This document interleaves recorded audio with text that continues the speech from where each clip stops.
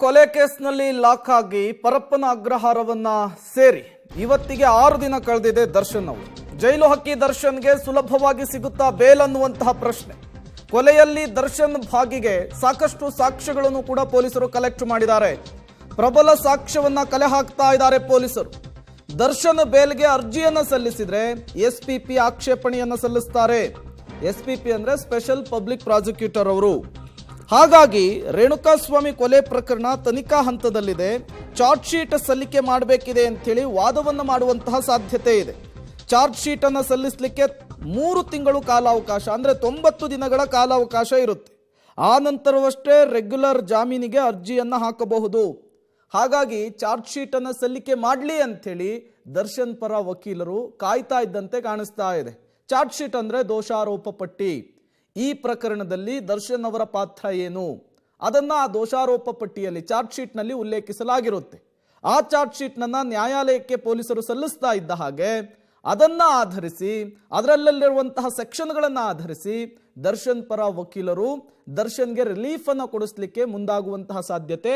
ಅಲ್ಲಿಯವರೆಗೂ ಕೂಡ ಪರಪ್ಪನ ಅಗ್ರಹಾರದ ಜೈಲಿನಲ್ಲಿಯೇ ದರ್ಶನ್ ಕಾಲವನ್ನು ಕಳಿಬೇಕಿದೆ. ಮತ್ತಷ್ಟು ಡೀಟೇಲ್ಸ್ ಅನ್ನು ಕೊಡ್ತಾರೆ ನರಸಿಂಹಮೂರ್ತಿ, ನೇರ ಸಂಪರ್ಕದಲ್ಲಿ ಜಾಯಿನ್ ಆಗಿದ್ದಾರೆ.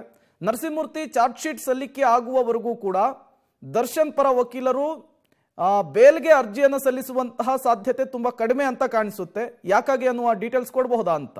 ಪ್ರೇಮ್, ಈಗಾಗಲೇ ನಟ ದರ್ಶನ್ ಜೈಲು ಸೇರಿ 5 ದಿನಗಳ ಕಳೆದು ಹೋಗಿದೆ. ಅಂದರೆ ಪೊಲೀಸ್ ಕಸ್ಟಡಿಯಲ್ಲಿ ಇದ್ದಂತಹ ಸಂದರ್ಭದಲ್ಲಿ ಯಾವಾಗ ಕಸ್ಟಡಿ ಮುಗಿದು ಇವರು ಜೈಲನ್ನು ಸೇರಿದ ಬಳಿಕ ಅವರು ಜಾಮೀನಿಗಾಗಿ ಅವರ ಪರ ವಕೀಲರು ಅರ್ಜಿಯನ್ನು ಸಲ್ಲಿಸಬಹುದು ಅನ್ನೋ ಮಾಹಿತಿಗಳಿತ್ತು.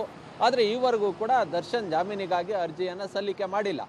ಕಾರಣ ಇಷ್ಟೇ, ಅಷ್ಟು ಸುಲಭವಾಗಿ ಈ ಪ್ರಕರಣದಲ್ಲಿ ಜಾಮೀನು ಸಿಗೋದಿಲ್ಲ ಅನ್ನೋ ನಿಟ್ಟಿನಲ್ಲಿ ಪೊಲೀಸ್ ಮೂಲಗಳಿಂದ ಮಾಹಿತಿಗಳು ಲಭ್ಯವಾಗ್ತಿದೆ. ಯಾಕಂತ ಹೇಳಿದ್ರೆ ದರ್ಶನ್ ಕೊಲೆಯಲ್ಲಿ ಭಾಗಿಯಾಗಿರೋದಕ್ಕೆ ಸಾಕಷ್ಟು ಸಾಕ್ಷಿಗಳನ್ನು ಕಲೆ ಹಾಕಲಾಗಿದೆ. ಅದ್ರ ಜೊತೆಗೆ IPC ಸೆಕ್ಷನ್ 364 ಮತ್ತು 302 ಕೊಲೆ ಪ್ರಕರಣ ಮತ್ತು ಕಿಡ್ನ್ಯಾಪ್ ಪ್ರಕರಣ ಈ ಎರಡನ್ನು ಕೂಡ ಸೇರಿಸಲಾಗಿದೆ. ಈ ಪ್ರಕರಣಗಳೇನಿದೆ ಇವು 7 ವರ್ಷಕ್ಕಿಂತ ಹೆಚ್ಚಿನ ಸಜೆಯನ್ನು ಹೊಂದಿರುವಂತಹ ಸೆಕ್ಷನ್ಗಳು. ಹೀಗಾಗಿ ಅಷ್ಟು ಸುಲಭವಾಗಿ ಜಾಮೀನು ಸಿಗೋದಿಲ್ಲ ಅನ್ನೋ ಒಂದು ನಿರ್ಧಾರಕ್ಕೆ ಪೊಲೀಸರು ಬಂದಂತೆ ಕಾಣಿಸ್ತಿದೆ. ಮತ್ತೊಂದು ವಿಚಾರ ಏನಂತ ಹೇಳಿದ್ರೆ, ಇನ್ ಕೇಸ್ ಏನಾದರೂ ದರ್ಶನ್ ಜಾಮೀನಿಗಾಗಿ ಅರ್ಜಿಯನ್ನು ಸಲ್ಲಿಕೆ ಮಾಡಿದಂತಹ ಪಕ್ಷದಲ್ಲಿ ಆಕ್ಷೇಪಣೆಯನ್ನು ಸಲ್ಲಿಸೋದಕ್ಕೂ ಕೂಡ ಈಗಾಗಲೇ ಪೊಲೀಸರು ತಯಾರಿಯನ್ನು ಮಾಡಿಕೊಂಡಿದ್ದಾರೆ. SPP ಅವರ ಜೊತೆ ಈಗಾಗಲೇ ಇದಕ್ಕೆ ಮಾತುಕತೆಯನ್ನು ಸಹ ಮಾಡಿಕೊಂಡಿದ್ದಾರೆ. ಇನ್ ಕೇಸ್ ದರ್ಶನ್ಗೆ ಜಾಮೀನನ್ನು ಕೊಟ್ಟಂತಹ ಪಕ್ಷದಲ್ಲಿ ದರ್ಶನ್ ಪ್ರಭಾವಿ ನಟ, ಹಾಗಾಗಿ ರಾಜ್ಯಾದ್ಯಂತ ಅಪಾರ ಅಭಿಮಾನಿ ಬಳಗವನ್ನು ಹೊಂದಿದ್ದಾರೆ. ನಾವು ತನಿಖೆಯಲ್ಲಿ ಅವರ ಅಭಿಮಾನಿ ಬಳಗದವರು ಕೆಲವರು ರೌಡಿ ಹಿನ್ನೆಲೆಯನ್ನು ಹೊಂದಿದ್ದಾರೆ. ಹೀಗಾಗಿ ಪ್ರಭಾವಿಗಳ ಮೇಲೆ ಆ ಪ್ರಭಾವವನ್ನು ಬೀರಿ ಸಾಕ್ಷಿಗಳ ಮೇಲೆ ಪ್ರಭಾವವನ್ನು ಏರಬಹುದು, ಅದರ ಜೊತೆಗೆ ಒತ್ತಡವನ್ನು ಏರಬಹುದು.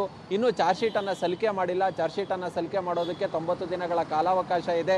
ಹೀಗಾಗಿ ಪ್ರಕರಣ ತನಿಖಾ ಹಂತದಲ್ಲಿರೋದ್ರಿಂದ ಜಾಮೀನನ್ನು ಕೊಡಬಾರ್ದು ಅನ್ನೋ ನಿಟ್ಟಿನಲ್ಲಿ ವಾದವನ್ನು ಮಂಡನೆ ಮಾಡೋದಕ್ಕೆ ತಯಾರಿಯನ್ನು ಸಹ ಮಾಡ್ಕೊಳ್ತಿದ್ದಾರೆ. ಪ್ರೇಮ್, ಓಕೆ ನರಸಿಂಹಮೂರ್ತಿ, ಹಾಗೆ ಸಂಪರ್ಕದಲ್ಲಿರಿ, ಮತ್ತಷ್ಟು ಡೀಟೇಲ್ಸನ್ನು ನಿಮ್ಮಿಂದ ಪಡಿತಾ ಹೋಗ್ತೀನಿ.